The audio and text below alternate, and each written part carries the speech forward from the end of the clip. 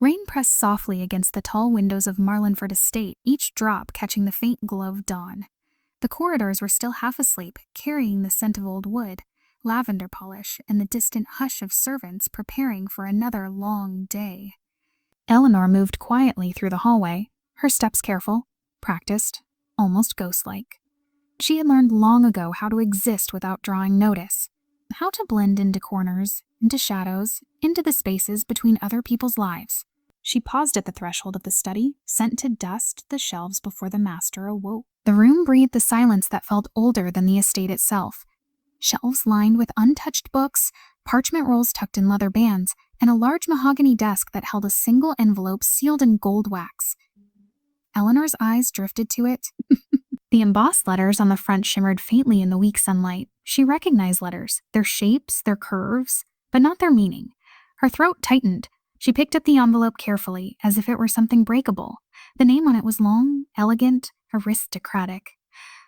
And she couldn't read it. She hated that feeling, the cold wash of helplessness, the secret shame she carried like a shadow stitched to her skin. Her world was built on silence, on hiding, on making sure no one ever discovered what she could not do. She felt the weight of the name pressing into her, mocking her. Before we begin this story, tell us, where in the world are you listening from, and what time is it there? Now let's begin. Eleanor placed the envelope back exactly where it had been and let out a quiet breath. She didn't know that the name written on that letter, the one she could not read, belonged to a man who would change everything. Her day unfolded, as it always did. Linen sheets folded with precision, silver polished to a mirror shine, candles trimmed, and dust swept from corners guests never stepped into. But the envelope lingered in her mind like a whispered question. Who was that name meant for? Why did it gleam like something important, something waiting? By late afternoon, the estate's quiet routine shifted. Eleanor sensed it before hearing it, the subtle stir of footsteps that did not belong to any maid or butler, the crisp echo of boots on stone. Visitors were rare, coin de hui, unexpected visitors even rarer. She was leaving the side entrance near the gardens when she nearly collided with him. He stood beneath the old archway, droplets of rain clinging to his dark coat, hair slightly tousled, eyes carrying something shadowed and weary. He looked nothing like the wealthy guests who sometimes graced the estate with their forced smiles and jeweled laughter. There was something unsaid in him, something running, something broken. His gaze met hers, direct, startling, warm and cold all at once. Sorry?" he murmured, stepping aside. His voice was soft but carried a quiet strength. Eleanor bowed her head instinctively. "No, it was my fault, sir." He studied her for a moment, not with arrogance but with curiosity, as if he were trying to recognize something in her face, something he couldn't yet name. "I'm Adrian," he said gently. No title, no introduction of importance, just a name. Eleanor felt the faintest stir of confusion. New workers were rare, and none arrived without the estate buzzing with pre-arrival instructions. Yet he carried himself with ease, like someone used to being obeyed but no longer wanting to be. "I'm Eleanor," she replied quietly. "I work inside." A small, almost grateful smile touched his lips. "Then you're the one who keeps this place running." She felt heat rise to her cheeks at the unexpected recognition. No one ever said such things. He walked past her, heading toward the garden path as if he already knew the layout of the estate.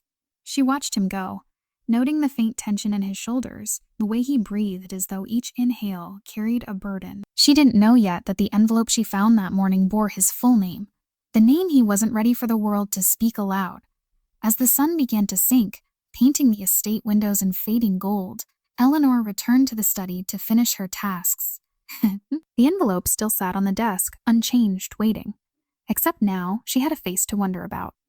Adrian, just Adrian. She leaned closer, eyes tracing the letters she couldn't decipher. She whispered them under her breath, shaping them carefully even though the meaning was lost to her. She wondered if he was the intended recipient. She wondered why someone like him, handsome, refined in his posture, with a voice that felt like dusk settling over a quiet field, would come here of all places. A gentle tap echoed from the doorway. She turned. It was him. It was him. Adrian stood there, hands in his coat pockets, eyes drifting across the study as though it held memories he wasn't ready to touch. "I was told I'd find someone here," he said softly. "Someone who knows this place better than anyone." Eleanor nodded, unsure why her heart fluttered. "We can help with whatever you need. He walked inside, his gaze settling briefly on the envelope. It was only a second, but something in his expression shifted. A flicker of recognition. Then quickly, he masked it. Here, he said, trying to get used to things. I suppose I'll be working with the ground staff. Ground staff. The lie slid so smoothly from his lips, she almost believed it. Almost. Eleanor offered a small smile. The gardens can be peaceful. They're a good place to think. His eyes softened in a way that made her chest ache. I could use that. The silence stretched, warm and tentative, like the beginning of a path neither knew they were stepping onto. For the first time in a long time, Eleanor felt something unfamiliar flicker inside her. A small spark, fragile but bright. Adrian glanced toward the window where the last threads of daylight were fading. It's strange, he murmured, almost to himself. I came here looking for a place to disappear. I didn't expect to be seen. Eleanor's breath caught. Because in that moment, she wasn't sure whether he meant the estate or her. And as the room dimmed into evening, she knew one thing for certain. Nothing in her quiet world would remain the same after today. The name on the envelope was only the beginning, and she still couldn't read it. Adrian lingered in the doorway longer than he meant to, as if some part of him resisted stepping back into the path he had chosen for himself.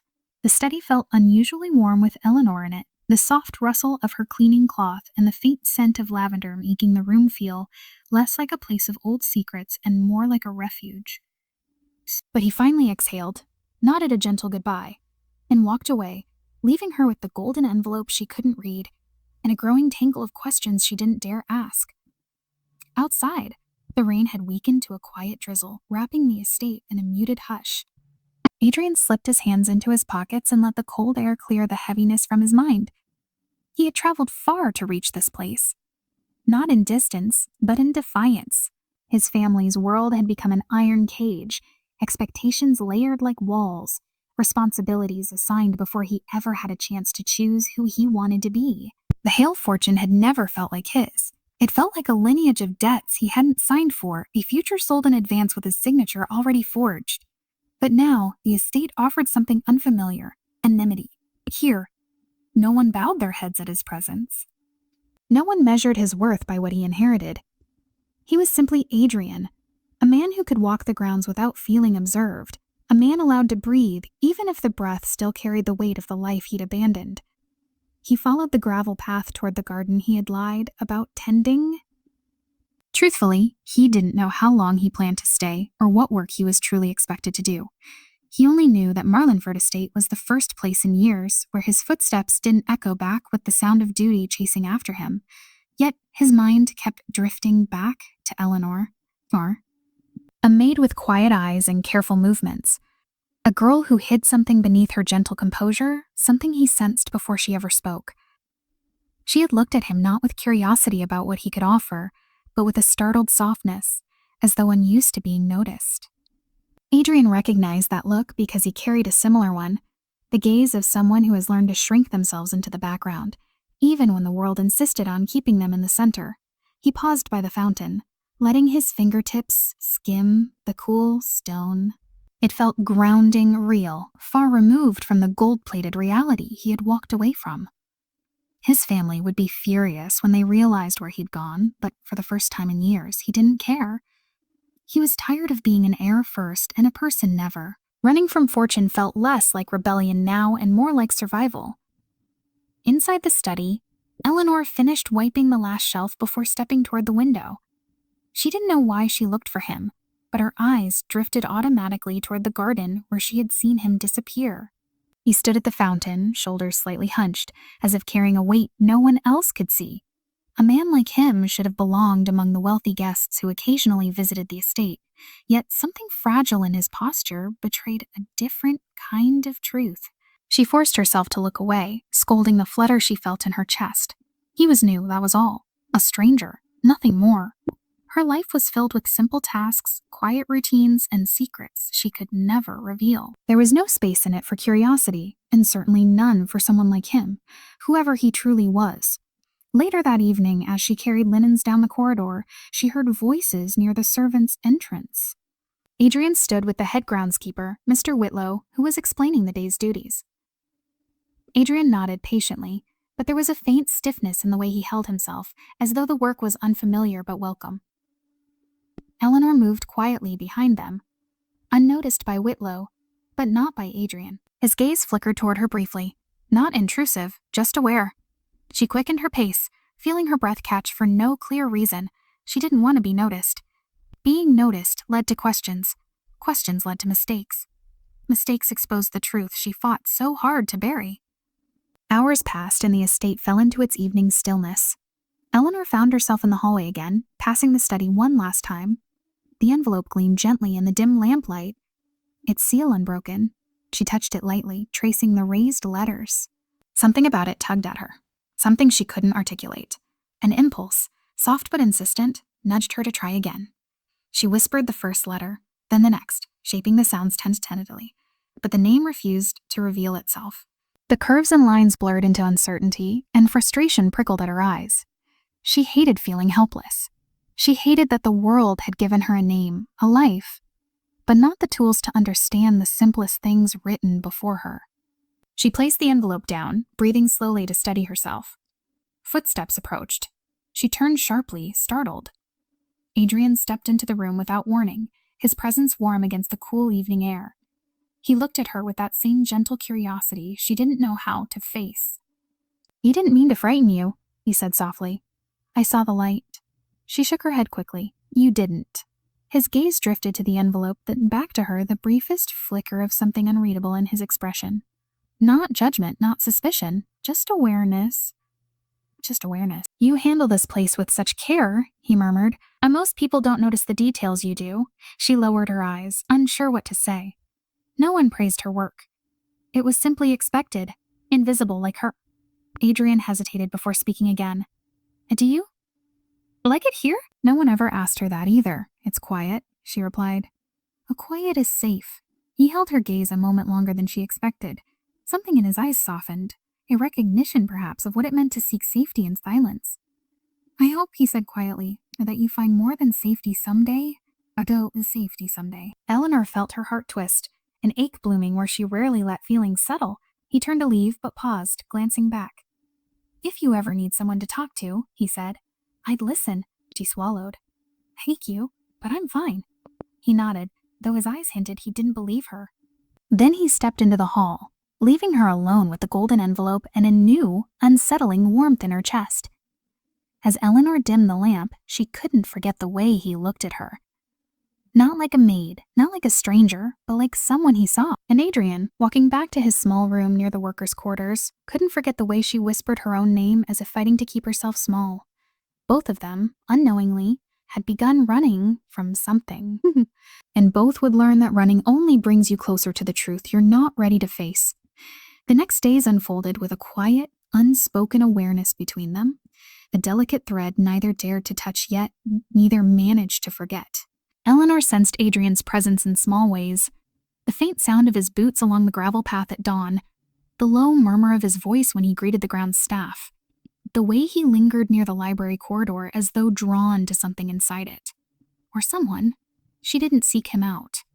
At least that's what she told herself. But each time she passed the study, the golden envelope on the desk pulled her thoughts back to him. She wondered if he had noticed her struggling with the letters that night. She wondered if he recognized the shame she tried so hard to hide. She wondered dangerously if he cared. Adrian spent his mornings working with Mr. Whitlow, though Eleanor noticed the way he held the tools, unfamiliar yet determined. He wasn't a man shaped by physical labor. His hands carried faint marks of pen and ink, not soil and bark. Still, he moved with intention, as if he needed the distraction, the grounding, the chance to be someone else for a little while. By the third evening, the sky had folded into a deep lavender dusk, and Eleanor remained in the library organizing the shelves after the maids had completed their rounds. The room felt different at that hour, quieter, gentler, almost enchanted. A single lantern hung from a hook near the desk, its glow soft and warm against the rows of books she had never truly known. She traced her fingertip along a spine, wishing she could understand the stories hidden behind those titles, wishing reading wasn't a world barred from her. The door creaked gently. She turned. Adrian stood there, the faint lamplight catching on the edge of his hair and softening the tired lines beneath his eyes. He hesitated in the doorway, as if unsure whether he was interrupting something. "I didn't realize anyone was still here," he said. Eleanor dipped her head. "Just finishing. It's quieter at this hour." He stepped inside slowly, each movement thoughtful. "I can see why you like it. It feels removed from everything else." She offered a small, shy smile. "Yes, it does." His gaze slid to the books before returning to her. "Can I ask you something?" Her fingers tightened around the cleaning cloth. "Of course. That night, when I walked in. Were you trying to read the name on that envelope?" Heat rushed to her cheeks, not from embarrassment alone, but from fear. Fear of judgment. Fear of ridicule. Fear of someone seeing the flaw she spent her whole life trying to conceal. Her breath wavered. "It doesn't matter." Adrian stepped closer, his voice gentle. "It matters if it hurt you." Her eyes lifted sharply. "Why would you think it hurt me?" "Because," he said, his tone soft but steady, "I recognized the way you looked at it. Like it was something you wanted to understand but couldn't reach."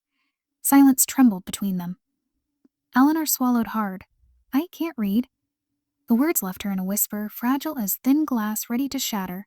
Castine glass ready to shatter. Adrian didn't react with surprise or pity. Instead, a slow, sympathetic understanding settled across his features. Thank you for trusting me with that." She shook her head. "I didn't mean to need to explain," he said gently. "But I'm glad you did." Her breath trembled as something inside her eased. Slightly, cautiously. He glanced around the library again, then toward the lone lantern casting its warm circle of light. "Would you allow me to help you?" Eleanor blinked. "Help me?" And with reading, her instinct was immediate. "No, I can't ask you for that." "You're not asking. I'm offering." She hesitated, caught between fear and yearning. Reading had always been a locked door. She had pressed her ear to it many times, aching for what lay beyond, but never daring to reach for the key. The key. "Why?" she whispered. Why would you want to help me?" Adrian exhaled slowly, as if the truth carried weight. "Because teaching you would be the first honest thing I've done in a long time." She didn't understand what he meant, not fully.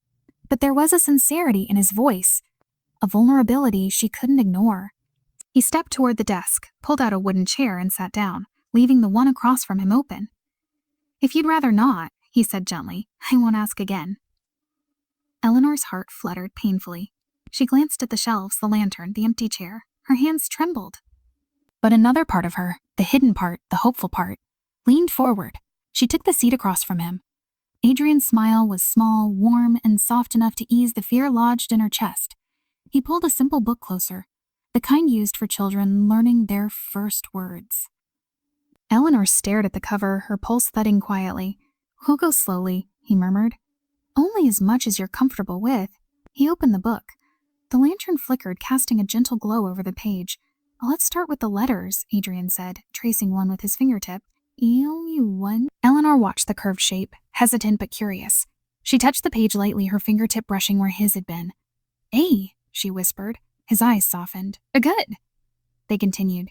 "BCD," her voice wavered, trembling with effort and unfamiliar hope. Unfamiliar. Adrian guided her with quiet patience, his tone steady, reassuring. Each letter formed slowly, but with each one, Eleanor felt something shift, not just inside the library, but inside herself. And inside Adrian. Because as he watched her repeat the shapes and sounds with careful determination, he felt the first tug of something he hadn't expected to feel in this place. Affection. Admiration. A tender ache. When she stumbled on a letter, her brow furrowed in frustration, but Adrian leaned in gently, offering quiet encouragement. Their hands brushed once. Barely. But the touch lingered in the space between them, sending a soft electric warmth through the air. They practiced until the lantern's flame burned low and the shadows grew long. Finally, Adrian closed the book softly. "You did well today." "Really well." Eleanor looked down, cheeks warm. "It's the first time learning didn't feel frightening." "I'm glad," he whispered. A gentle silence stretched between them, not awkward but full, like something waiting to unfold. As she stood to leave, Eleanor glanced at him, her voice soft. "Will you be here tomorrow evening too?" Adrian's smile curved, quiet, and genuine. "I will." "If you want me to be." She nodded, heart fluttering. "I do." He watched her slip out of the room, her silhouette framed briefly by the warm lantern light. When she disappeared down the hall, Adrian leaned back in his chair, exhaling a breath he hadn't realized he'd been holding. He had come here to escape a life chosen for him, But tonight, under lantern light, he had stepped toward something else entirely. Something that felt dangerously like beginning. The next evening, the library felt different before either of them arrived, as though the lantern itself waited for their voices to return. Eleanor stepped inside with a quiet anticipation she didn't dare name. She smoothed her apron, checking the shelves, even though nothing needed checking. The air still held the faint warmth of last night's lesson, and her heart carried it too, a softness she hadn't felt in years, maybe ever. Maybe ever. Adrian arrived without a sound, as if drawn by the same quiet pull that had guided her footsteps. His expression softened when he saw her already seated at the desk, the children's book resting between her hands like a fragile treasure. "I didn't want to be late," he said gently, taking the seat across from her. You weren't," she replied, her voice just above a whisper. They read again, slowly, patiently. Adrian's guidance was steady, never rushed, never strained. Eleanor tried each letter with growing confidence, her fingers tracing the shapes as if they were keys to a door she'd long believed was locked forever. When she stumbled, he waited. When she grew frustrated, he reminded her she was learning faster than she realized. And when she smiled, those small, rare smiles, something inside him warmed with a near painful tenderness. Hours slipped by unnoticed, until the lantern flickered low again. Adrian closed the book, his voice softer than the fading light. "You're doing something brave, Eleanor." She shook her head quickly. "It isn't bravery. It's necessity." "No," he whispered. "It's courage, the kind most people never show." Her breath caught at the sincerity in his tone. She didn't know how to answer, didn't know how to accept kindness without fearing its cost. But his words lingered inside her long after she left the library and walked into the cool night air. The next morning brought a change. Mr. Whitlow assigned Eleanor to the abandoned East Garden, a place most servants avoided because of its overgrown hedges and rusted gates. She pushed the creaking iron open and stepped into a world half forgotten. Roses tangled over broken stone paths, their petals bruised by neglect. The once beautiful fountain stood silent, its basin filled with rainwater and fallen leaves. She knelt among the wild rosebeds, pulling weeds with careful fingers. The scent of damp earth filled her lungs, grounding her. Footsteps approached lightly behind her. She turned to find Adrian standing a few paces away, a pair of gardening shears in hand. "Whitlow thought I could help here today," he said, though his smile hinted that he had volunteered. Eleanor nodded, trying not to reveal the way her pulse quickened. "Then I suppose we'll be working together." "He looks like it," he replied, kneeling beside her. For a few minutes, they worked in quiet rhythm. The soft snip of shears, the rustle of leaves, the gentle brush of their sleeves when they reached toward the same branch. The garden felt alive in a way the rest of the estate never did, as if something in its overgrown spaces recognized them, two people hiding truths among tangled paths. Adrian broke the silence first. "We're good at this," she smiled faintly. "It's just cleaning." "No, it's care," he said. "That's different." Eleanor paused, staring at the roses. "Places like this, they remind me of home. Not a place exactly. Just the feeling of tending something even when it doesn't belong to you." He watched her carefully. "You speak as if you lost something." Her fingers tightened around a thorned stem, the memory rising like a shadow. "I lost many things," she murmured, "but nothing as important as my mother. She tried to teach me to read, but she died before she could. Everything after that was survival." Adrian didn't answer immediately. Instead, he reached gently for the branch she struggled with, guiding her hands away from the thorns. "I'm sorry," he whispered. "No child should have to learn life alone." Eleanor looked away, her eyes stinging. "It's the only way I've ever known." Adrian trimmed a wilted rose, his voice thoughtful. "My life feels different from yours, but not as different as it looks. I didn't grow alone, but I grew unseen, expected to fit into a life I didn't choose." She glanced at him. "Is that why you came here?" He hesitated, eyes lowering to the scattered petals at his feet. "A part of it." "And the other part?" she asked softly. He looked up, meeting her gaze with a truth he didn't fully speak. "I think I was trying to find something, or someone, who made the world feel less heavy." Eleanor held his gaze a moment too long, warmth blooming in her chest. She cleared her throat and returned to the roses, trying to steady herself. The morning stretched into afternoon, sunlight filtering through the tangled branches like soft gold. They talked as they worked. Small things at first, then deeper ones. Adrian asked about her childhood, her favorite places in the estate, the things she wished for quietly. Eleanor found herself answering with honesty she didn't usually allow. He listened as though her words mattered, as though her past was not something to hide but something to understand. At one point, she lifted her hand to brush dirt from her cheek and winced when a thorn pricked her skin. Adrian reached her side in an instant, gently taking her hand. Let me see. Oui, Raminé, it's just a scratch, she protested weakly. Estelle, he murmured, inspecting the small drop of blood with concern that surprised her.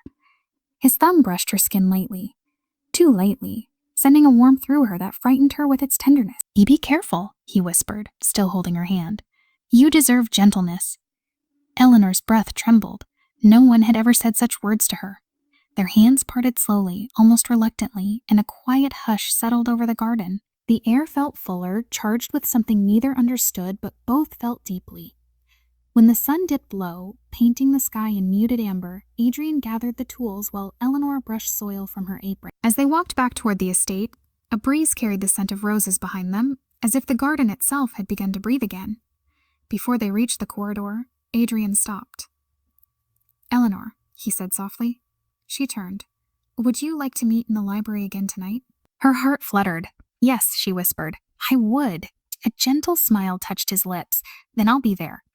She watched him walk away, his silhouette fading into the long hall, and for the first time in years, the estate didn't feel like a place she worked. It felt like a place where something was beginning, something fragile, beautiful, and dangerous. And as Eleanor stepped inside, the faint scent of roses lingering on her hands, she realized Adrian wasn't the only one running from something. She was running too, but toward him. The lantern glowed softly that night, casting a warm halo across the library table where Eleanor waited, her fingers resting on the edge of the book they had been practicing with. She felt the weight of anticipation settle beneath her ribs. Not heavy, but restless, like the flutter of wings against a closed window. Her day in the garden with Adrian lingered in her thoughts, each moment replaying with embarrassing clarity. The brush of his fingers on hers, the warmth in his voice, the way the air around him felt gentler and quieter than the rest of the world. When the door creaked open, her breath tightened. Adrian stepped inside, hair slightly damp from mist outside, eyes lighting faintly when they found her. I'm not late, am I? She shook her head.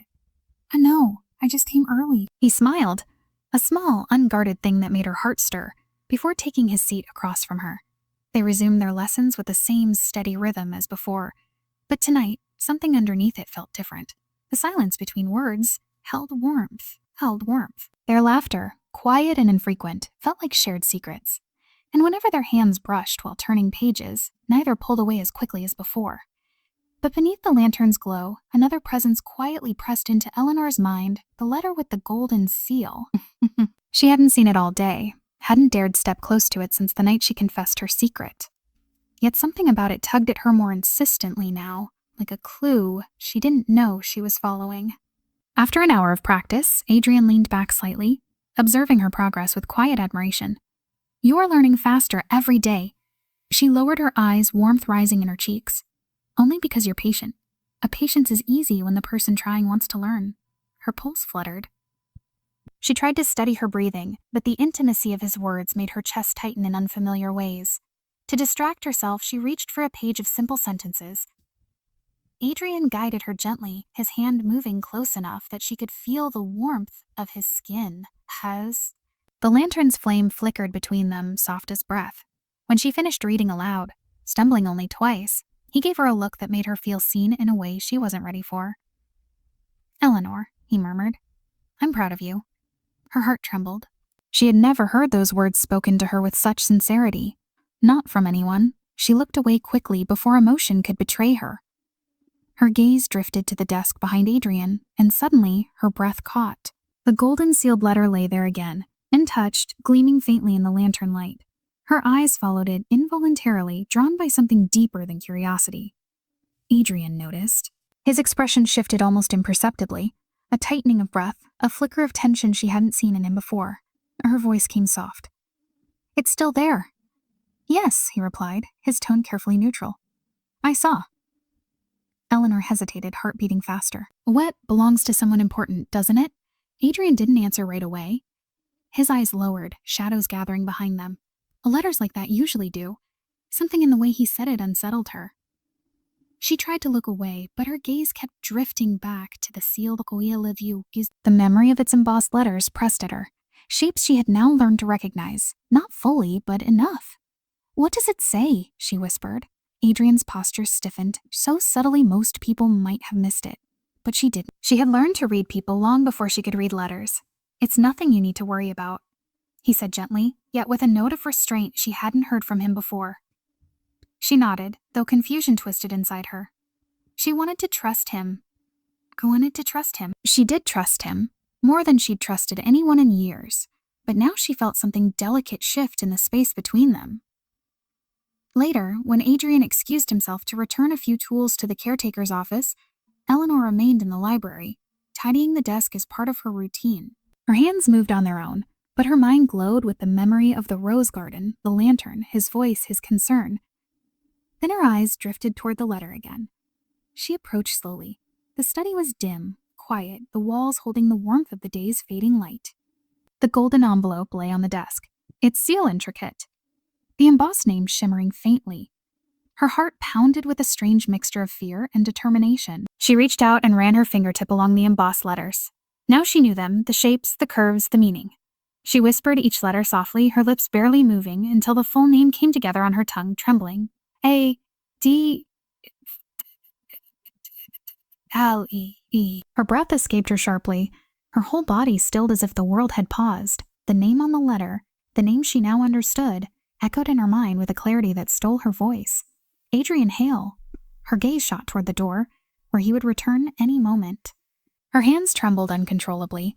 She stumbled back a step, gripping the edge of the table to steady herself. Adrian Hale, the heir to the Hale fortune, one of the wealthiest families in the country.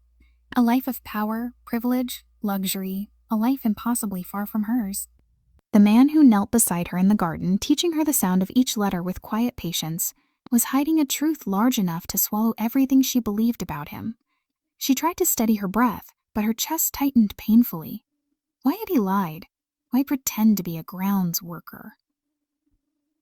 Why hide who he was when she had opened herself to him in ways she never did with anyone? A soft click sounded from the doorway.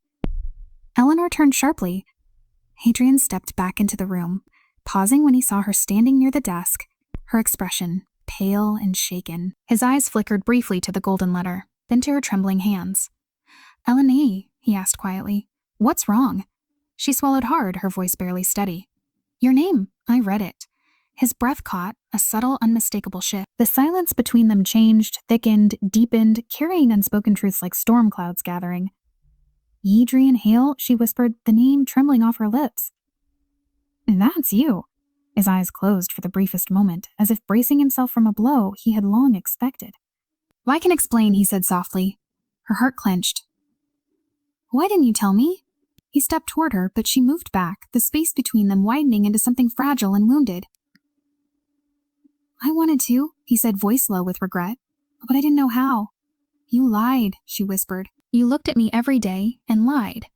His expression broke with quiet anguish. "I was afraid of losing the only place where I didn't have to be him." Eleanor shook her head, tears burning behind her eyes. "I let you teach me. I let myself trust you. And I never wanted to break that trust," he whispered, stepping once closer, though she didn't yield. "Eleanor, please." But she turned away before he could reach her. The lantern flickered behind her as she walked out, her footsteps soft but trembling, leaving Adrian alone in the dim library with the golden letter shining between them like an accusation. And as the door closed behind her, Adrian felt the truth settle heavy in his chest. Secrets always bloom in quiet places, but they do not stay hidden forever.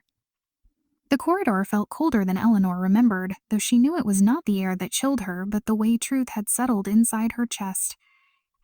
Her footsteps echoed softly as she walked away from the library, each one unsteady, as though the floor beneath her had shifted with every revelation. Adrian Hale, the name repeated in her mind like a distant bell, growing louder with each step. She had spoken that name aloud for the first time tonight, and it had tasted nothing like triumph. It felt like betrayal. She reached the staircase and wrapped her arms around herself, leaning against the railing as though it were the only solid thing left. Part of her wanted to keep walking until she reached the far edges of the estate, where no one could find her.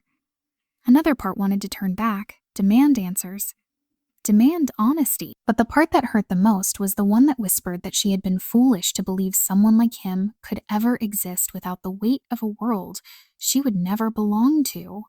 Behind her, soft footsteps approached. Hesitant, careful. She didn't turn, but she felt him before she heard his voice. Eleanor. His tone was gentle, almost fragile, as if he were afraid she might shatter completely if he spoke too loudly. She kept her eyes on the steps. Please don't. Adrian stopped a few feet away, leaving a respectful distance between them. I owe you the truth. She shook her head. You owed it to me before I found out on my own. Silence stretched, heavy and raw. The lanterns along the corridor flickered with the passing draft, throwing wavering shadows around them like ghosts of unspoken words. Neen didn't want to lie to you, Adrian finally said, his voice strained. I just didn't know how to be honest without losing what we were building. Her throat tightened. What were we building, Adrian? Lessons? Friendship? Trust? She swallowed hard. Were any of those real? Yes. His answer came quickly, desperately. All of it. Eleanor closed her eyes, fighting the sting behind them. Then why hide who you are? Adrian stepped closer, but not close enough to touch her. Because my name, my family, none of it feels like me. I came here to disappear, not to deceive you. I wanted to be someone who wasn't trapped in a life chosen for him before he could breathe. Eleanor exhaled shakily. And what about me, Adrian? Did you think about how I would feel? That I told you my biggest shame, but you kept your biggest truth hidden? His breath caught, and she could hear the ache in his reply. I thought telling you might change everything. I was afraid it would pull me back into the world I was trying to escape, and losing the peace I found with you. His voice faltered.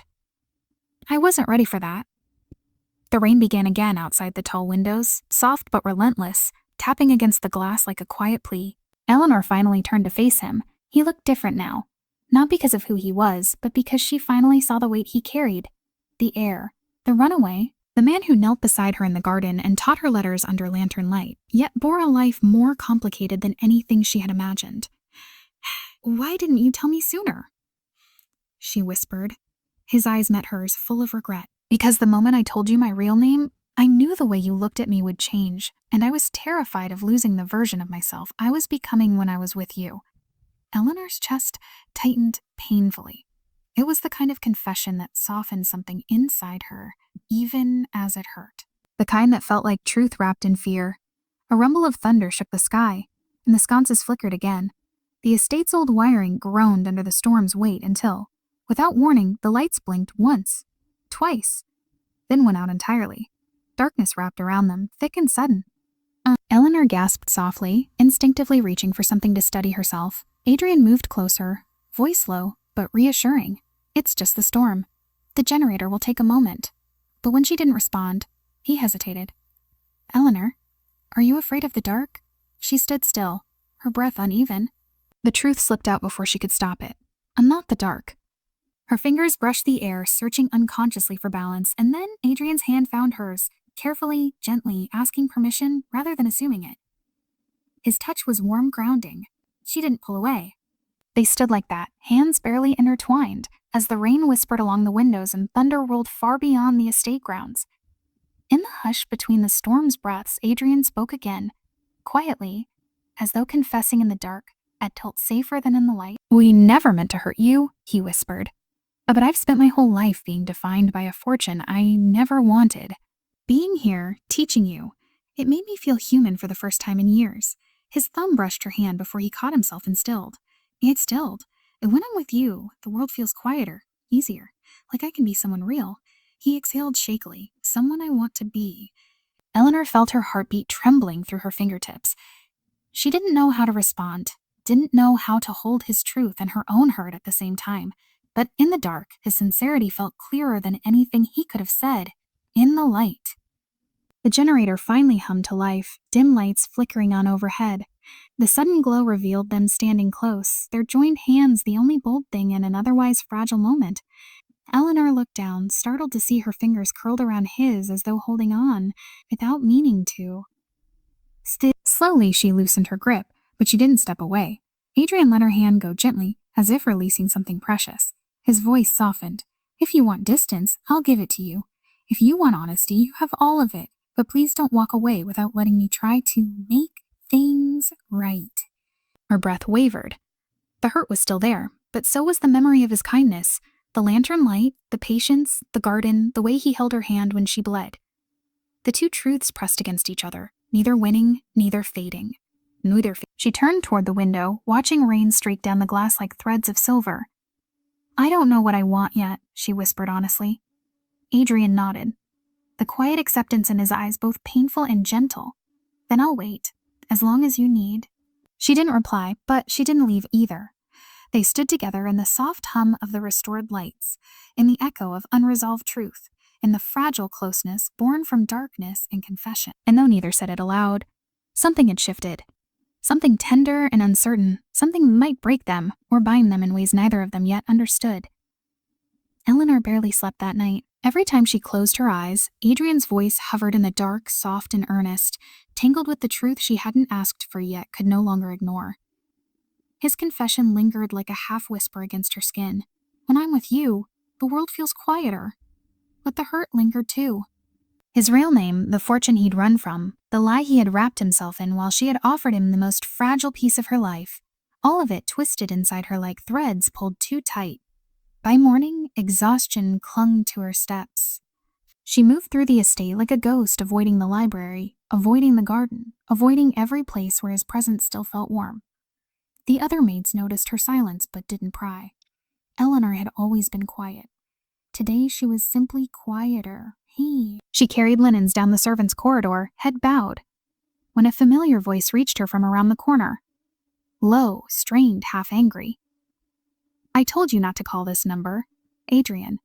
Eleanor froze, breath catching mid. The conversation wasn't meant for anyone else to hear, but his words drifted sharply in the otherwise empty hallway. "I needed time," he muttered. "I still need time." A woman's voice crackled faintly from the other end, too muffled for Eleanor to make out the words, but urgent enough to tighten the air. Adrian sighed, frustration wrapped painfully in each breath. "No, I'm not coming back yet. Stop saying I have obligations. I didn't ask for any of this." Something inside Eleanor twisted. She knew she shouldn't be listening. She knew secrets cut sharper when heard through closed doors, but her feet refused to move. "Yes," he said again, voice low but weary. "I know what Father expects. I know the engagement was arranged years ago." "I know." He stopped suddenly, the words snapping off like a candle flame smothered too quickly. "Just tell them I'm not ready. Tell them I need more time. Engagement. The word hit her like the cold edge of a blade. Her grip slackened, the linen slipping from her arms and falling silently to the floor. Her heartbeat hammered in her ears, drowning everything else. Engagement. Adrian Hale, heir to unimaginable wealth, future bound to someone chosen long before she met him. And he hadn't told her. Not even when she confronted him. Not even when she bared her own weakness in front of him. The betrayal in his silence cut deeper than any lie spoken aloud. She backed away from the corridor, her breath unsteady. When Adrian stepped out moments later, ending the call with a frustrated exhale, he didn't see her. He walked past the stairs, rubbing a hand across his forehead, completely unaware she had heard everything. Eleanor leaned against the wall, her knees trembling beneath her. A hollow ache spread through her chest, slow, quiet, devastating. She had begun to believe that the world he carried on his shoulders didn't reach her, that their lessons under the lantern meant something sacred, something belonging only to them. But now she understood that she had been wrong. He had run from a fortune, a family, a future, but those things still existed, waiting to reclaim him. And in that future, she had no place. The day passed in a blur. Eleanor kept her distance, praying she wouldn't see him, praying she wouldn't crumble at the sound of his voice. But fate rarely listened to prayers spoken by trembling hearts. As dusk softened the estate halls, she stepped out of the laundry room with a basket when Adrian appeared at the other end of the corridor, his eyes lit instinctively, then dimmed when she stiffened. "Eleanor," he began carefully. "Can we talk?" She kept walking, brushing past him as though he were nothing more than another shadow in the hallway. But he reached out, gently catching her wrist, stopping her. "Please," he whispered. "Just look at me." She slowly turned, forcing her expression into a quiet calm that betrayed none of the turmoil inside her. Adrian released her wrist immediately, respecting the distance between them. I owe you more explanation, he said softly. About everything. You owe me nothing, she replied, her voice steady in a way that frightened even her. We come from different lives. Yours was never of my concern. He flinched. Not dramatically, but enough that she felt the impact of her words. That's not true, he murmured. You matter. More than you realize. Eleanor looked away, focusing on the distant sound of rain beginning to fall against the estate windows. You told me you didn't want to be the man your world expects. But you never told me that world includes a fiancé waiting for you. Adrian's breath left him in a sharp exhale. You heard the call. He did. His eyes lowered, shame and conflict tightening his features. He didn't tell you because it's not what I want. It's something arranged. A deal, a formality, a future I was forced into. I never wanted it. But it exists, she whispered. And you hid it. He stepped forward, voice aching. Eleanor, I was losing myself in a life that felt like a cage. When I met you, I finally felt free. I didn't want to taint that with the ugliness of my world. But silence is its own kind of betrayal, she said quietly. A storm of emotion flickered in his eyes. Regret, tenderness, frustration, longing. You're right, he finally whispered. I should have told you. Eleanor held the basket a little tighter. I gave you honesty. You gave me half-truths. He moved closer, but stopped when she took a small step back. His voice softened like a plea. Tell me what to do to make this right. She looked up, meeting his gaze fully for the first time that day. His eyes held every unspoken apology, every fear, every desperate attempt to hold on to something fragile. You can't make it right, she whispered. But not with words. Rain tapped steadily against the windows, as if echoing her heartbeat. Neither of them moved. The corridor felt suspended in a kind of aching stillness, as though the world around them paused to witness the quiet unraveling of something delicate. Adrian's shoulders sank with a tired exhale. Then let me try, with actions. She shook her head slowly. I need time. Those words broke him more than any accusation could have. He nodded finally, stepping back with a heaviness she felt deep in her bones. If time is what you need, I'll give it. Eleanor turned away before her resolve could falter. She walked down the corridor, each step heavier, softer, as though her heart were dragging behind her. Adrian watched her disappear around the corner, hands clenched at his sides, the silence between them widening like a wound. And as the storm outside deepened, both of them felt it, the slow, painful drift apart, born not from anger, but from truth spoken too late. Eleanor tried to slip into the rhythm of her days, hoping the familiarity of routine might soften the ache left behind by Adrian's silence. But every hallway held a memory of him. Every corner echoed with his voice, soft and careful. Even the roses in the East Garden seemed to look at her differently, as though remembering the warmth of the day they tended them together. And still she kept her distance. She had asked for time. She meant to use it. But time, she discovered, did not heal quietly. It lingered. It pressed. It whispered unanswered questions in the silence. 2 days passed without a single library lesson. Adrian had honored her need for space. She didn't see him in the garden, or the corridors, or the study. The absence felt sharper than she expected, like a breath taken but never released. She told herself it was better this way. She told herself she needed clarity. She told herself many things, yet none of them banished the image of his eyes in the dim hallway, threaded with regret. On the 3rd day, she rose early to prepare the guest rooms for a rumored visitor. The estate was buzzing in a way Eleanor had never seen, maids moving quickly with polished trays, gardeners trimming every hedge, staff whispering about a someone important arriving before noon. She tried not to care, tried to focus on folding linens with steady hands.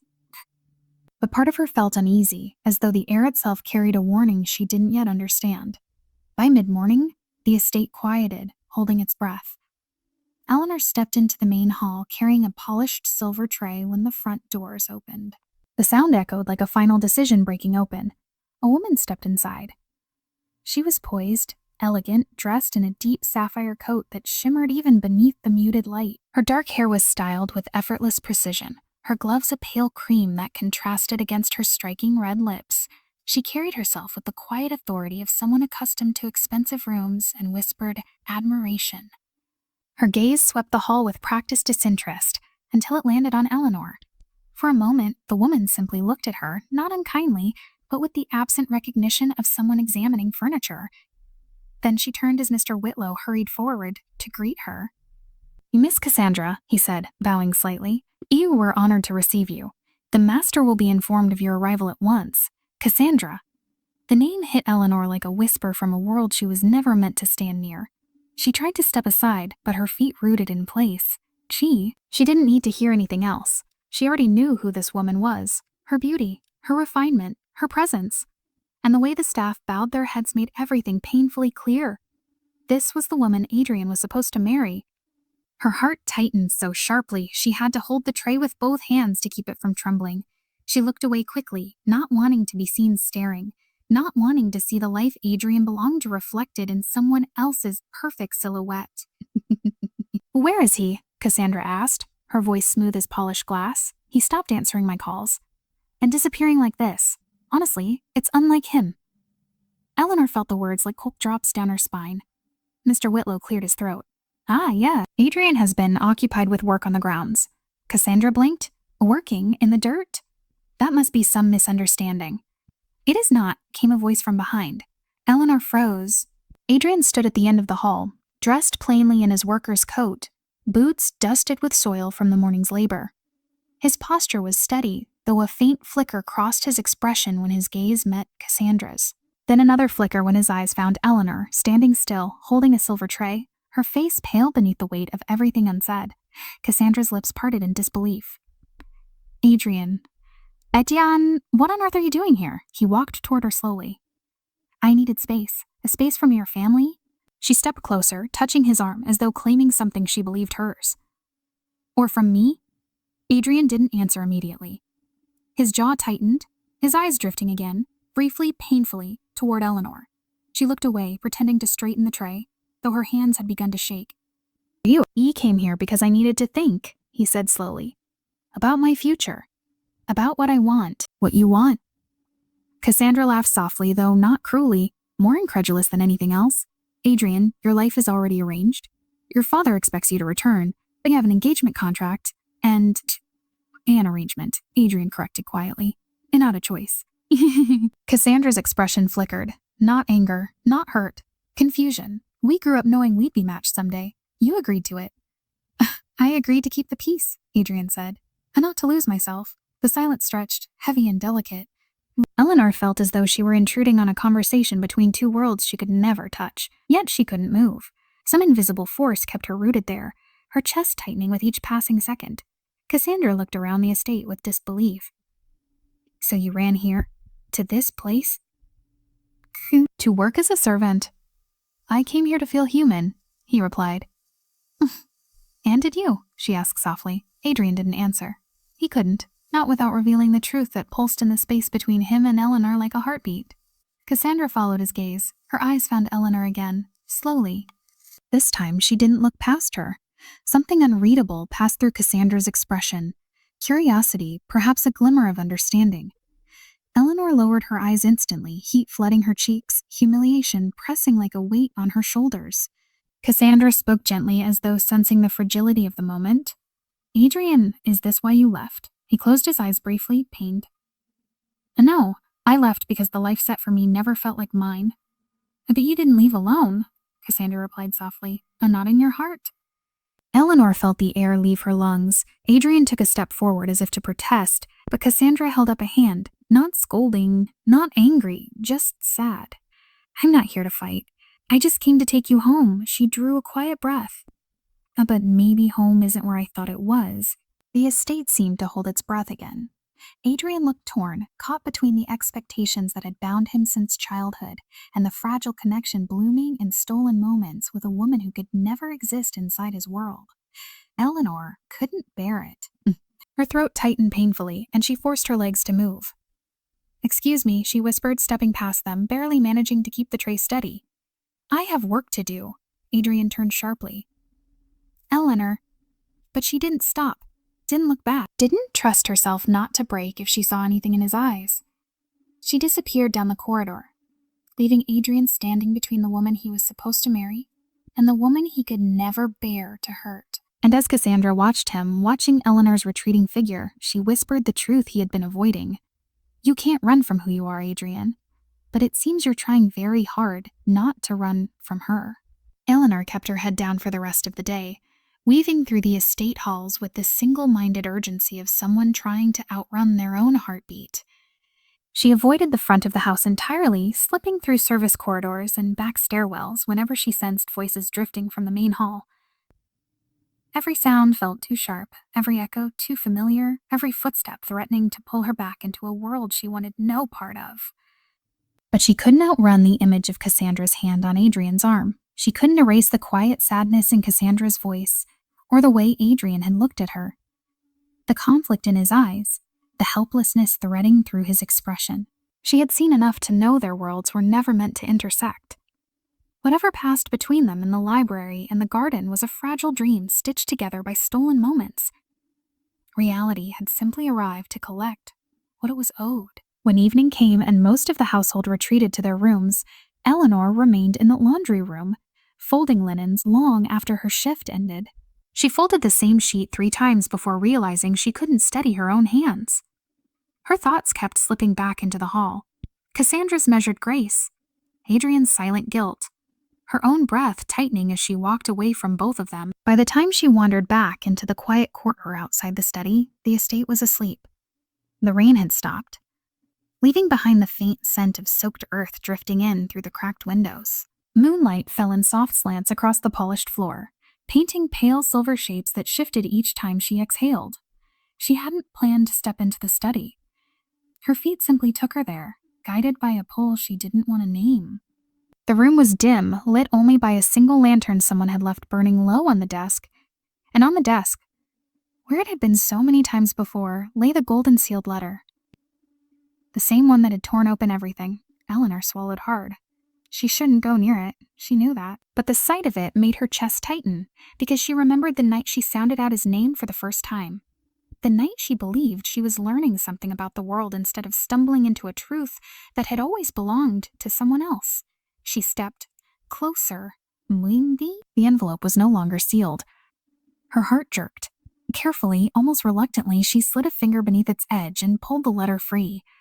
She told herself she shouldn't read it, that it wasn't hers, that this belonged to a man she had no right to hope for. But hope was already broken. Curiosity was all that remained. Her breath trembled as she unfolded the page. The handwriting was elegant, each stroke precise, each loop controlled. The first words blurred, her pulse beating too loudly for focus. She closed her eyes, steadied herself, then tried again, sounding out the letter slowly, carefully, the way Adrian had taught her.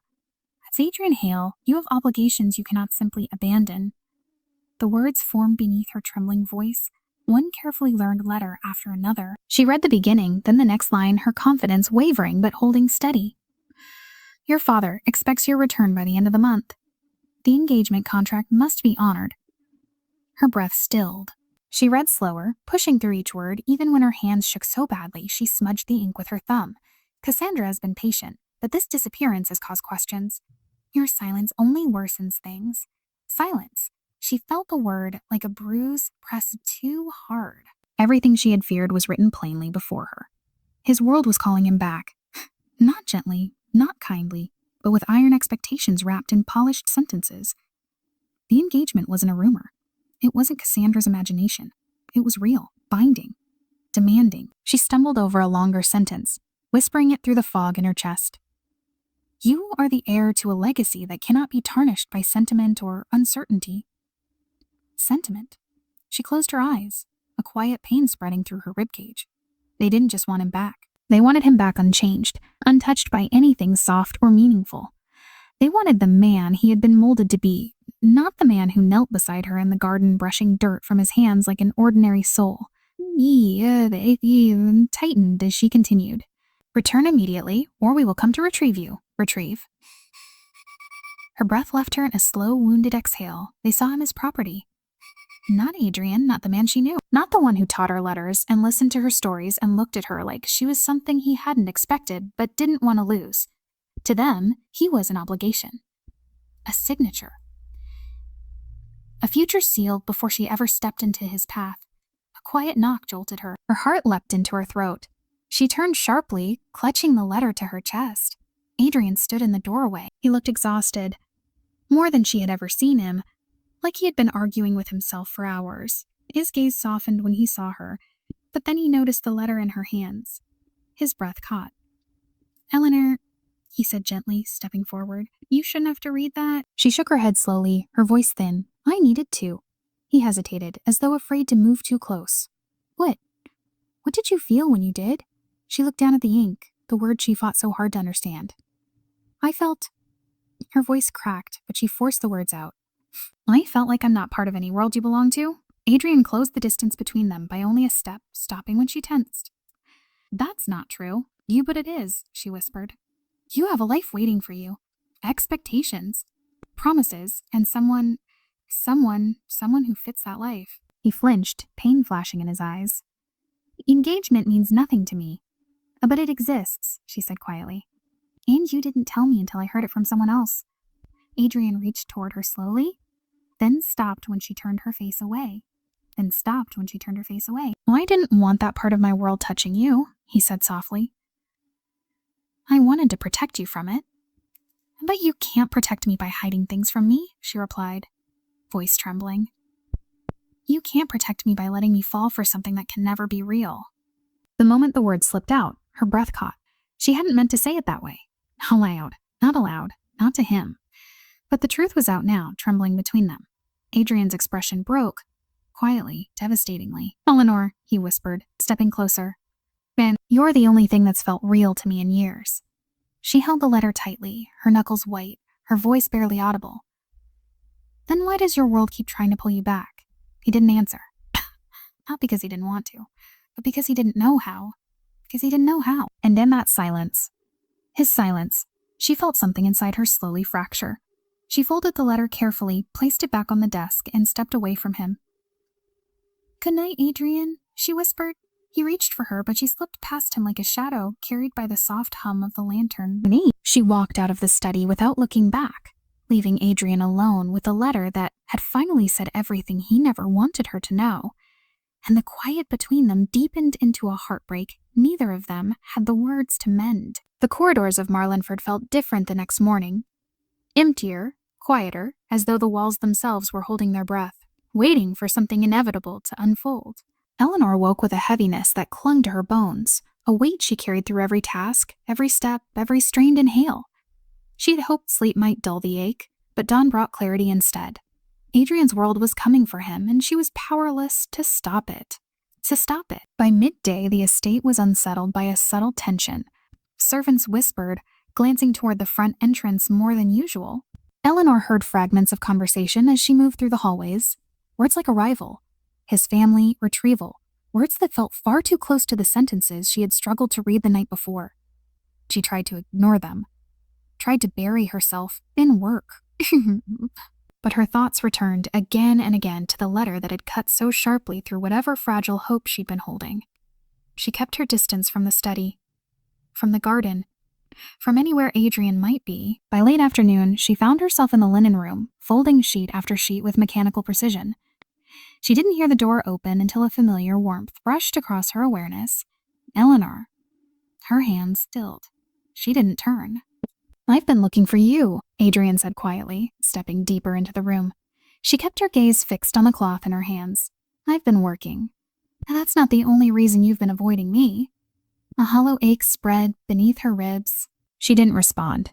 Adrian exhaled a slow, weighted breath. "My family contacted the estate this morning. They're sending someone to bring me home." The words landed like a blade. Good," she managed, forcing the word through a tightened throat. "They probably miss you." "That's not..." "Eleanor, please don't pretend this doesn't matter."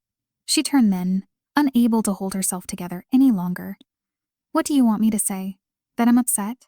That I wish things were different?" "That I wish the world would pause long enough for us to..." Her voice broke, the rest swallowed by the ache swelling through her. Adrian moved closer, his eyes full of a desperation she hadn't seen before. "I don't want to leave. Not like this. Not like this." Then don't," she whispered, though she knew the unfairness of her words even as she spoke them. His expression shifted with quiet sorrow. "I don't have a choice." "That's the difference between us," she said softly. "You were born with choices. You just don't like the ones you have." He looked as if the words had struck him physically. "Eleanor, if I could stay, I would." but they're threatening to come for me. My father, his advisors, they'll storm through this estate if they think I'm ignoring them. I can't drag all of you into that. And you think going with them is better? She asked, her voice trembling. You think walking back into that life will fix anything? I don't know, he whispered, but I can't let them hurt the people here. Her breath faltered. She hated how much his concern still warmed something inside her, even when everything else was falling apart. You're not responsible for me, she said, trying to keep her voice steady. And not for my feelings, not for my safety, not for anything. Yes, he replied, stepping closer. I am, whether you want me to be or not. Her chest tightened, and she shook her head. I don't say that. It'll make this harder. It's already hard. He reached for her hand, then stopped himself, fingers curling back. I'm not asking you to forgive me. Not now. Maybe not ever. Maybe not ever. But I need you to know one thing. Eleanor swallowed. What? He met her gaze, eyes steady despite the pain in them. You are the reason I came alive again. Her breath caught. You think I was hiding because I was ashamed of my life, he continued softly. But the truth is, I was hiding because I didn't know how to face the world once I'd met you. You made everything feel different, lighter. A real doesn't last, she said quietly. It does, he whispered. Maybe not forever, maybe not the way we want. But what you gave me, what we shared under lantern light in the garden, in the quiet moments, those things changed me. She blinked hard, fighting the sting behind her eyes. I don't want to go, Adrian said. But I have to. Eleanor closed her eyes, and then go. Whoosh. The words were barely a breath, but they felt like they tore something inside her as they left her mouth. Adrian inhaled sharply, pained. Please look at me. She opened her eyes slowly. He looked as though he had memorized her, every line of her face, every flicker in her expression, as though he wanted to carry her image with him, tucked away somewhere he could reach when the world grew too heavy. I'll come back, he said, voice strained. I don't care what my family wants. I don't care what they think is expected of me. I need to fix this, finish what they started, and then I'll return. If you'll let me. Her heart twisted. But don't make promises you can't keep. I'm not, he whispered. This is the one thing I've ever been certain of. She turned away before he could see her cry. You should pack. He stepped forward, hesitated, then gently, carefully touched her shoulder. She stiffened, not pulling away but not leaning in either. Goodbye, he said, the word trembling slightly. At least for now. She nodded without turning. Goodbye, Adrian. He lingered one moment longer, as if hoping she might change her mind. When she didn't, he let his hand fall, exhaled a fragile breath, and walked out of the room. Eleanor didn't move until she heard the distant sound of footsteps, voices, and the heavy main doors opening. She felt the shift in the air, the way silence settled with the finality of something precious being carried away. She finally stepped to the small window overlooking the front of the estate. A polished black car waited at the gate. Cassandra stood beside it, not triumphant, not smug, just solemn, as though she knew this wasn't a victory. Adrian paused once, looking back at the estate as if searching for her. Eleanor pressed a hand to her chest, breath trembling. Then he got into the car. The engine hummed softly, wheels crunching over gravel. And just like that, he was gone. The lantern light in her memory flickered once more, then dimmed into the quiet, aching space he left behind. The world didn't end when Adrian left. It simply grew quieter, as though someone had taken the color out of every room and replaced it with muted shades of memory. Eleanor returned to her duties the next morning with her usual grace, but something inside her moved differently now, slower, heavier, as though her heart had to relearn the rhythm of beating without the echo of his beside it. The estate felt too large without him. Every hallway carried his absence like a faint echo. Every window reflected the shape of a man no longer standing beside it. Even the roses in the east garden looked lonelier, their petals bowing gently toward the earth as if mourning with her. She moved through her tasks as though through water. Silver, folding laundry, sweeping dust from corners no one noticed. Each motion was familiar, practiced, safe, and yet nothing felt the same. She found herself pausing without meaning to, her hand hovering above a stack of linens, her gaze drifting toward the library door, her breath catching when she thought she saw his shadow in the corner of her vision. But it was always just a shadow. Never him. That evening, she entered the library to finish dusting. The lantern he always lit for their lessons still hung in its place, untouched since the night everything changed. She brushed her fingertips along its metal frame, remembering the way its light had warmed his features. His patient smile, the gentleness in his eyes, the way he leaned close when guiding her through difficult letters. The memory felt too vivid, too alive. She turned away quickly, afraid she might crumble if she lingered. But her gaze fell to the book they'd used together. It lay where she'd left it the night she read the letter. She picked it up, the weight familiar in her hands. Slowly, carefully, she opened it to the first page. Her vision blurred for a moment before she blinked the sting away. She sounded out the first sentence. Soft, halting, but steady. Then the next. And the next. Her voice trembled, but the words formed beneath it, each one a fragile victory. She didn't need Adrian beside her to guide her hand anymore. The letters made sense now, slowly, imperfectly, but beautifully. And that realization broke her heart in a different way. She wasn't learning for him. She was learning because he had believed she could. Now she had to believe it too. And now she had to believe it too. She closed the book gently and set it aside, drawing a deep breath to steady the ache beneath her ribs. When she left the library, though, something caught her eye, a folded piece of parchment on the floor near the desk. She hadn't noticed it earlier. She knelt to pick it up, noticing immediately that it wasn't sealed. Her heart tightened. Carefully, she unfolded it. It wasn't from Adrian's family. It was from him. A simple, handwritten note.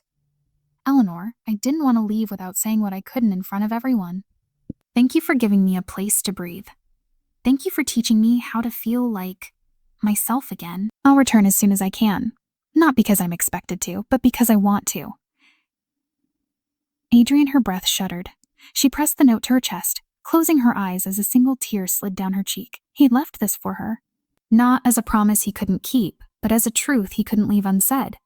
She folded the letter carefully and tucked it beneath her apron before rising. But the moment she stepped into the corridor, the world reminded her how unforgiving reality could be. Two maids whispered at the far end of the hall, unaware that Eleanor heard every murmured word. Did you see the letter from the Hale family? One asked. Yes, the other replied with a dramatic shiver. They want him back immediately. They said he's jeopardizing his entire inheritance. And that maid he spent time with. The first one whispered, lowering her voice, though not enough. Can you imagine? Thinking she had a chance, Eleanor's stomach twisted sharply. She'll be lucky if the family doesn't punish her, the other murmured. People like her don't belong near men like him. Eleanor stepped back into the shadow of the corridor before they noticed her. Shame prickled her skin, burning beneath her collarbone. She knew better than anyone that she and Adrian lived in different worlds. But hearing it spoken aloud, hearing her existence dismissed as though her heart were a thing that didn't matter, felt like a bruise spreading slowly across her chest. She slipped away before the maids could notice her, moving toward the stairwell with hurried, uneven steps. But when she reached the landing, her breath caught. The east garden, their garden, was visible through the tall windows below. The roses looked wilted from the recent rain, petals clinging weakly to their stems, and in the center of the cracked stone path, two abandoned gardening tools lay crossed, tools they had used together. Her heart ached with the memory. She descended the stairs and stepped outside, the cool air brushing her skin like a sigh from the earth itself. Dew clung to the roses, shimmering faintly in the dying light. She walked along the path slowly, trailing her fingers along the petals, each touch sending a tremor of longing through her.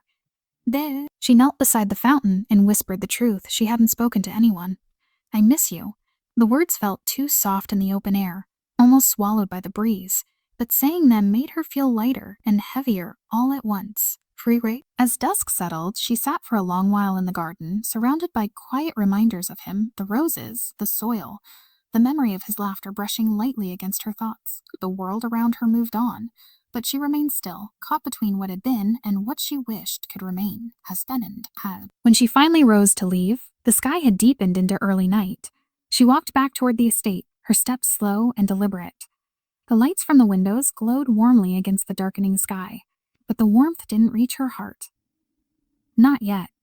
Somewhere far beyond the estate walls, Adrian faced a world that demanded every part of him, and here, behind these quiet walls, Eleanor faced a world that had lost a piece of her she hadn't realized she'd given away. And she entered the hallway and closed the door gently behind her, the faint echo sounding like a final chord in a song unfinished. The world without him was not empty, but it was unbearably quiet. Eleanor was changing the linens in the west wing when the skies outside the tall windows turned the color of pewter, heavy, thick, holding the quiet promise of another storm. She paused, fingers brushing against the corner of a sheet, her eyes drawn to the gathering clouds. Something in the air felt different, not just weather, not just season. Something she couldn't name, but felt with the same certainty one feels before a candle flickers out. She tried to shake it off, returning to her task. It had been nearly 2 weeks since Adrian's departure. 2 long weeks of silence. She had filled the space with work, with books he once held, with quiet evenings in the library, practicing the words he had taught her. But the ache remained. Soft, persistent, threading her days with the heaviness of a story left unfinished. The other maids still whispered about him sometimes, though less now. Their words no longer stung the way they once did. Not because they weren't true, but because heartbreak had a way of numbing everything else. She had told herself he was gone, and that whatever pieces of himself he left behind, his note, his lessons, his warmth, were all she would ever have. She smoothed the final sheet and stepped back.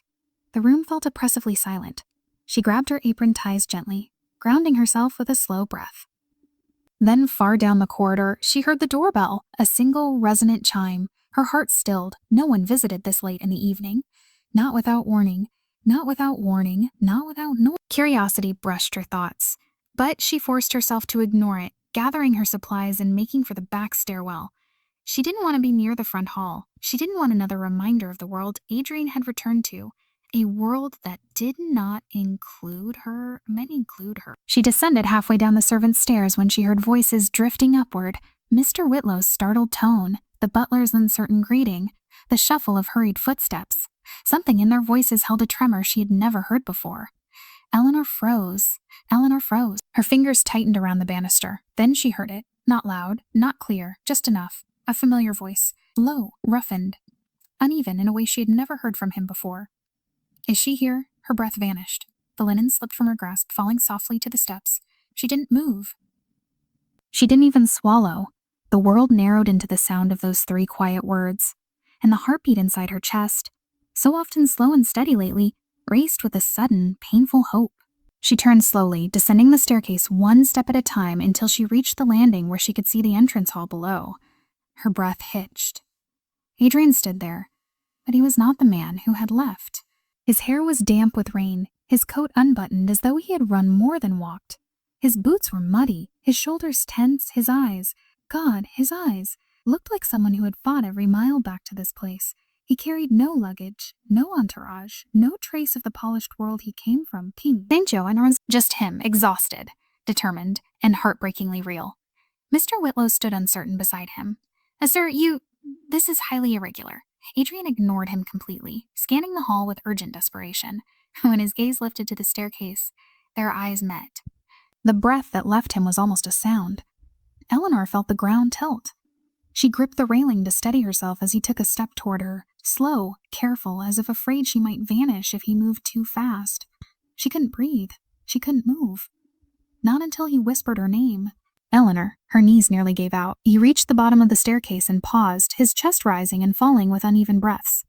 He looked thinner, worn, the lines beneath his eyes deeper, the softness in his face replaced by something rawer, stripped of every lie, every pretense. She descended the last steps, her heart trembling so violently she feared she might drop again. When she stood before him, she could barely speak. You, her voice broke. You came back. His eyes glistened, not with tears exactly, but with something close, something aching. I told you I would. You but your family, your engagement, your inheritance. Kerr walked away from all of it, he said, voice steady despite the storm inside it. Every cent, every expectation, every chain that kept me from being who I wanted to be. Eleanor felt the room sway. You gave it up? Yes, yes, yes. He stepped closer, his voice trembling with absolute truth. But because none of it mattered without you, her throat tightened painfully. Adrian, he lifted a hand but stopped just short of touching her, uncertain if he had the right. I tried to do what they wanted. I went home. I faced the pressure, the demands, the negotiations. His breath shook. But every time I closed my eyes, all I saw was this place. This corridor, the garden, the lantern light. He swallowed. He saw you. Her heart fluttered with a mixture of longing and disbelief. You shouldn't have given up your life. I didn't, he said softly. I finally chose. The words struck her with the weight of a promise she hadn't dared hope for. He stepped closer, closing the last of the space between them. I had nothing left to take with me. No name that mattered, no future written in gold. When I walked away from that mansion, I walked away with empty hands. He exhaled, eyes soft. But I've never felt richer. Eleanor pressed a trembling hand to her mouth. I came back with nothing, he whispered. But love for you. Her tears finally broke, spilling down her cheeks, warm and unstoppable. Adrian reached out gently, slowly, taking her hands if she allowed. She did. Her fingers curled into his instinctively, as though they had been waiting for this moment, this touch, this truth. He brushed a tear from her cheek with his thumb, his touch delicate as a breath. You didn't expect forgiveness, he murmured. I only hoped for a chance to be the man you saw in me before I ruined everything. You didn't ruin everything, she whispered. I was just scared. So was I. Silence wrapped around them, warm and fragile.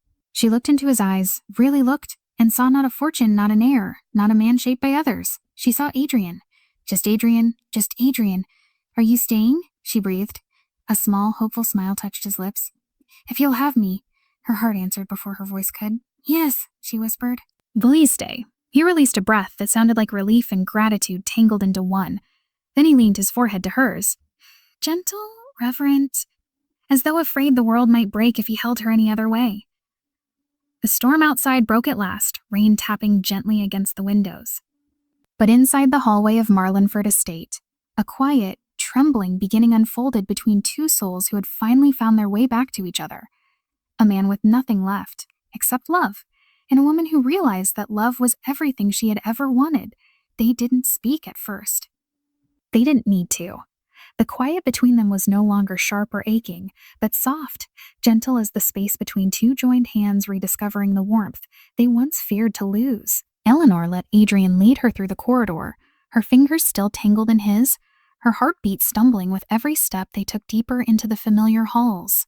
The lanterns flickered with the whisper of the storm outside, painting stripes of warm gold along the floor, guiding them toward a place that had become theirs long before either of them realized it. The library door stood ajar, as though waiting. Adrian paused, searching her face. He asked, his voice quiet, tenderly uncertain. Eleanor nodded. He pushed the door open, and the room welcomed them with its familiar hush. The scent of old books, polished wood, and the faintest linger of lantern smoke. Nothing had changed. Not the desks, not the shelves, not the little table beside the window where she once struggled to read her first letters, but everything between them had. The air was thick with memories, with confessions whispered in the dark, with the ache of distance and the relief of return. Eleanor stepped inside first, letting her fingers drift across the edges of the nearest shelf, grounding herself in the room that had held their beginning. Adrian followed slowly, watching her with a reverence that made her breath falter. She turned toward him. You look tired, she whispered. Yemi admitted softly, but I've never felt more sure of anything. He moved closer, but not too close, leaving room for her to step away if she needed to. It was a small gesture, but she felt the meaning behind it. He was here on her terms, not demanding, not assuming, not reaching past what she was ready to give. The lantern still hung above their usual table. Adrian reached up and lit it, the flame flickering to life in a warm bloom of gold. Its glow softened the shadows beneath his eyes, revealing exhaustion and hope intertwined. Eleanor found herself sitting before she realized she'd moved. Adrian took the seat opposite her, the way he used to, but tonight the distance between them felt narrower, no longer a divide, but a bridge. He rested his hands on the table, fingers interlaced, as though bracing himself. I didn't walk away from my family because of anger, he said quietly. You walked away because the moment I left you, I realized I couldn't be the man they expected while becoming the man I wanted to be. Eleanor's breath softened. And who is that man? His eyes lifted to hers, steady despite the tremor in his voice. Someone honest, someone free, someone who chooses love without fear. Her heart fluttered painfully. You say that as if it's simple. It isn't, he said with a small, rueful smile. It's terrifying. She shifted, her voice almost too soft. You left everything behind for something greater, he finished gently. Or for the chance to be worthy of what you offered me. Eleanor closed her eyes briefly. I didn't offer you anything. Adrian leaned forward, voice tender but firm. You offered me the only freedom I've ever known." The words settled between them like truth taking shape. Eleanor swallowed, her fingers curling on the edge of the table. "You could have stayed in that world. You had wealth security, a future written for you." "Mialakina," Adrian corrected softly. "A gilded one, but a prison all the same." The storm outside rumbled faintly, a faraway echo. Echo. Eleanor traced the grain of the wooden table with her thumb, trying to steady herself. "I'm afraid," she admitted quietly. Adrian didn't interrupt. "I'm not of you," she continued. "Of losing this again, of believing in something fragile, of being someone you regret choosing later." His chair scraped softly against the floor as he moved closer, not touching her, but close enough that she could feel the warmth he carried. "Look at me," he murmured. She lifted her gaze slowly. There was no hesitation in his eyes, no uncertainty. "We didn't give up my fortune for you," he said. "I gave it up because it was never mine to begin with. What I choose, who I choose, is mine. And Eleanor, I choose you." Her breath shivered. He reached across the table, palm facing upward. An invitation, not a demand. Eleanor hesitated only a moment before placing her hand in his. His fingers closed around hers gently, as though afraid to break something sacred. Their hands remained joined as Adrian spoke again. "I didn't come back to pretend the past didn't happen. I hurt you by hiding truth. I let silence speak where honesty should have lived. I want to repair that. Slowly if you need time, fully if you let me." Eleanor's throat tightened with emotion she could no longer contain. "I don't want what we had before," she whispered. Adrian flinched slightly, but she squeezed his hand. "You want something better," she finished softly. "As something we build together, not in secret. Not in shadows." Hope flickered across his face like the lantern flame, warm and unsteady. "Then let's build it." He stood, going to the shelf where their reading book rested. Carefully, he retrieved it and placed it in front of her. She felt the familiar flutter of nerves, but differently now, no longer shame, but something gentler. "Read the first paragraph," he encouraged. Eleanor opened the book, her breath trembling. This time, the words didn't blur. "Then you'll have to get dirty more often." "I can arrange that," he teased, eyes brightening. They walked together toward the small bench beside the rose arbor. Their bench! He sat first, and she beside him, her knee brushing his. He didn't move away. Instead, he took her hand, lacing their fingers without fuss or fear. His touch felt like a promise he kept repeating without words. "How was the morning?" he asked. "Busy, peaceful. Yours, and productive." He squeezed her hand lightly, as though Susan terrible at measuring wood. She laughed softly, the sound gentle and warm. "You'll learn." "I'm learning everything slowly these days," he said, turning to look at her. "But I like slow." Her heart fluttered in a way that no longer frightened her.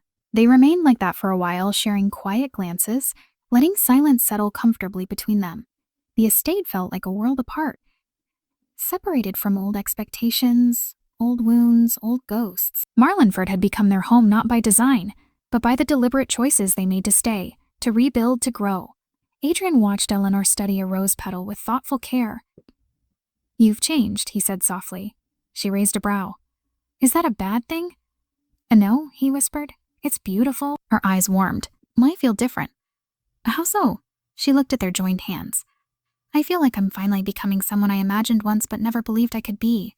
"You are," he said. "And more." Eleanor leaned her head gently against his shoulder, feeling the steady rise and fall of his breath. Adrian wrapped an arm around her, holding her without urgency, without need to fill the silence. His presence had grown softer over the weeks, still strong, still deeply rooted, but no longer shadowed by the weight of obligation. The world he had left behind had stopped reaching for him. And the world he had found here embraced him in ways wealth never could. When the light dimmed into evening, they returned to the estate, walking side by side through the long corridor. The lamps flickered to life, their glow warm against the gradually cooling air.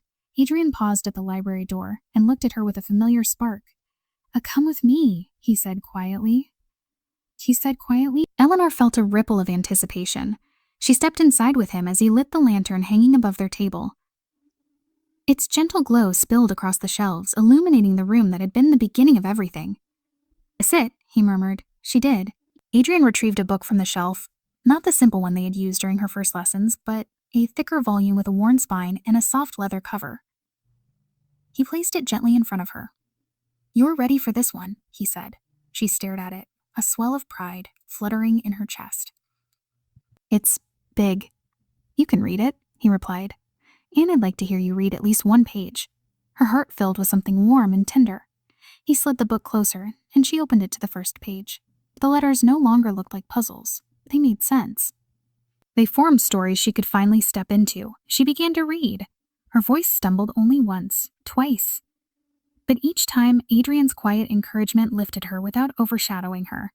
When she finished the page, she closed the book with trembling satisfaction. Adrian leaned closer, brushing a kiss against her forehead, a gesture so gentle it made her eyes burn with emotion. "Oh, you amaze me," he whispered. She swallowed softly. "There's still so much I don't know. And I have so much to learn too," he said. "We'll learn everything together." Her smile tugged at her lips. Adrian reached into his coat pocket, pulling out a folded piece of parchment. She recognized the golden seal, the letter that once broke her heart. He placed it on the table before her. "Open it." Eleanor hesitated. "Well, I already read it." "Well, that's not why I'm giving it to you." She unfolded it carefully. The embossed letters shone faintly in the lantern light. The name that once taunted her now felt softer, familiar, no longer out of reach. He nodded toward it. "I read my name." Her breath steadied. She traced the letters with her fingertip, not trembling this time. "Adrian Hale," she read softly. Her voice didn't break. His smile warmed his whole face. Perfect. Eleanor felt something unfurl inside her, something gentle, deep, and full of quiet triumph. The girl who once hid from words now spoke them with certainty. The man who once hid his truth now gave it freely. Adrian reached for her hand again, threading their fingers together. She rested her head against his shoulder, the lantern glow painting them in soft gold. Outside, the world remained vast and uncertain. But here, beside him, beside the man she could finally name with confidence and love, everything felt possible. "Adrian Hale," she whispered again, this time with a smile. He brushed a kiss to her temple. "And Eleanor," he whispered back, "the only name I'll ever choose." In the quiet that followed, surrounded by pages waiting to be read and a future waiting to unfold, she closed her eyes and let her heart rest in the simplest truth. Here, in the soft space between two joined breaths, love began again.